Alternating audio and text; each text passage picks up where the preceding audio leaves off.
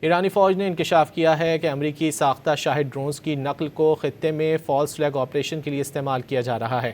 ترجمان خاتم الانبیاء ہیڈ کوارٹرز کے مطابق امریکہ اور اسرائیل نے ایران کے شاہد ڈرون کی برانڈ کاپی تیار کی ہے، جو دراصل امریکہ کے لوکاس ڈرونز ہیں۔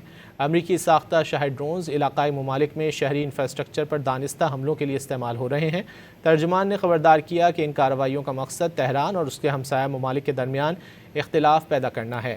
ایرانی فوج نے ترکی، کویت اور عراق سمیت ہمسایہ ممالک میں تنصیبات پر مشتبہ حملوں کی لہر کو دشمن کا فریب قرار دیا۔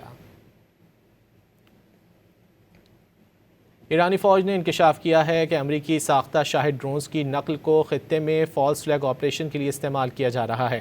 ترجمان خاتم الانبیاء ہیڈ کوارٹرز کے مطابق امریکہ اور اسرائیل نے ایران کے شاہد ڈرون کی برانڈ کاپی تیار کی ہے، جو دراصل امریکہ کے لوکاس ڈرونز ہیں۔